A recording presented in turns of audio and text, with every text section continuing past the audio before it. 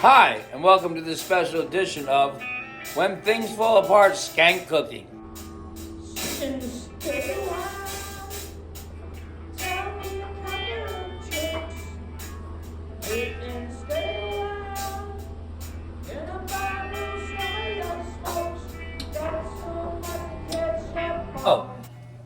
We're going to start off this very special edition of Skank Cooking, the third episode filmed in just 2 weeks of thinking of moving up to Vermont, and then I'm right back in the Skanklantic Highlands.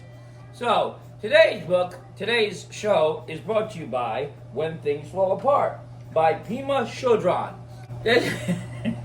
This is an incredible book that my friend referred to me, and I thought, what are you talking about? And I got to Vegas to look into adult film career in 2022, or I don't know, put up tents on circus yards. And just as he recommended this to me, I walked into a bookstore and there it was, When Things Fall Apart. So I read this all through 2022 before getting almost nearly a button or dime for a lawsuit I waited 2 years for. And it helped me through that summer, and I thought, that's great, it's over with. I did what I had to do, I read the book, Things Fall Apart, it helped me pick it up. And as my friend Reeve said, it's not called If Things Fall Apart, it's called When Things Fall Apart. And so, after basically fucking up my life royally by letting my psychic wounds and pain body affect someone I truly care about, one of the most amazing people I've ever met, that actually is a fan of this book, I decided tonight's Skank Cooking is called When Things Fall Apart, Skank Cooking. So, since I'm so fucked up in life and don't know what to do at all right now, after a traumatic year, we have Things Fall Apart chicken, which is, you just have different options for the mess of your dinner, which is just like my life now. So we've got a breaded chicken, then I threw this some pancake batter on top of some Swiss cheese things, carrots, those things that are good for your eyes. Then we move over, we're still gonna see what to do with this poor gobble gobble. And then we have basically, we're gonna go for a Mexican dish, just throwing some chicken in there with whatever. Now, last night, as I was starting to film the first version of this, I decided to eat raw garlic to atone for my sins. The way that a hunger strike, which I'm kind of going through lately, to get to more of a Buddhist Zen purity in my body and soul.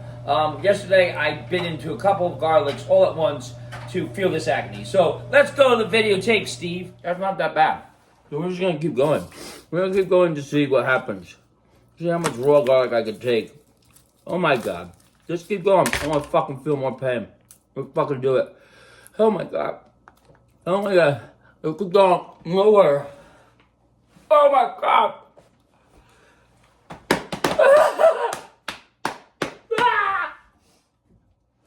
No. Oh God. It's so strong.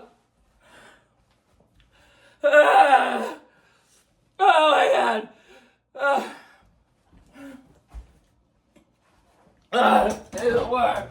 So, a lot of people always wonder, what does Skank Cooking mean? And, after 15 years of me doing these shows, Skank Cooking is always about just trying to do the best with what ingredients you have, skank it a little, don't beat yourself up, don't go crazy Jekyll and Hyde, but have some fun, skank out a little. And part of that is kind of like the Buddhist side of being a skank. Real Buddhists, people are just concerned with their souls and the dharma, the path of their destiny. You skank a little. You don't care about your appearance. You don't care about all this bullshit, surface, shallow, fucking consumerism. So, that's how I look at the good side of being a skank. However, there's a bad part of being a skank, which I have been for a good part of the last 22 years since the loss of mom and childhood home. And that is to be a fucking asshole at times, scared to talk the truth of how you feel, and then even laughing like a skank at some very dangerous repercussions and consequences of your life. That type of skank is what I'm trying to kill off today with our anti-skank martini.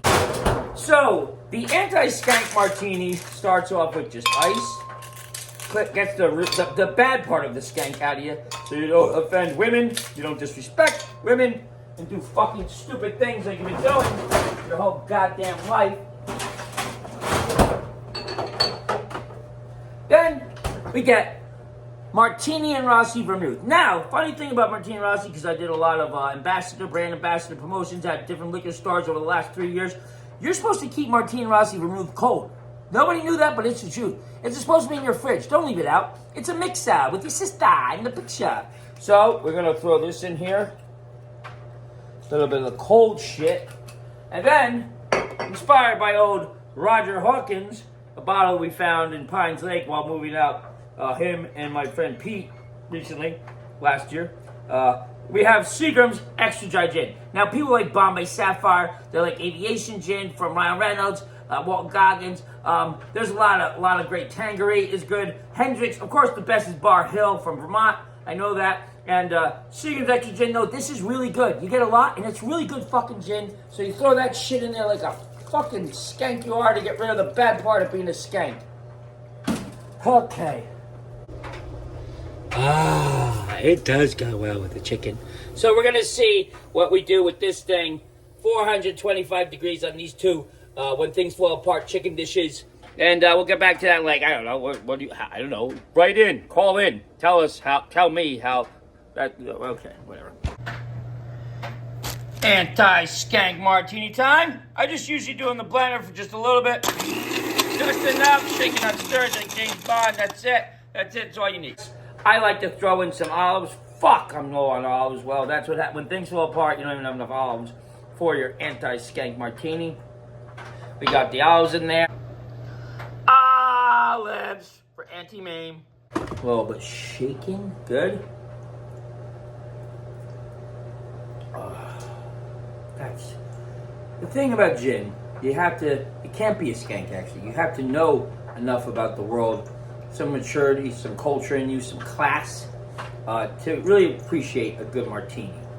And when you get to that appreciation, you can learn that the martini can get rid of the bad part of your skank. And this is really good today. And again, I feel like gin, more than any other alcohol out there, is really the most healthiest you could have. I think a martini a night or so, that's plenty of famous celebrities, authors of all types, filmmakers, have lived a very long life because they have a martini a night. And there we have it. When things fall apart, chicken. I don't know what the hell that is. There's another chicken. This is crazy shit. What the fuck did I make? Well, that's what happens when things fall apart. You don't even know what you're making. Well, everyone out there in TV land, or outside TV land, or watching drones fly over New Jersey, freaking out while drones are killing little Gazan children. That has been a special edition of When Things Fall Apart Chicken Dinner. Please don't ever repeat any of these recipes. They're pretty skank, even in terms of skank cooking. But this is what happens when things fall apart and you have atoned for some sins because you're a skank with women. That's what you do. This is the kind of food you deserve. And shop smart, shop as smart. See you later.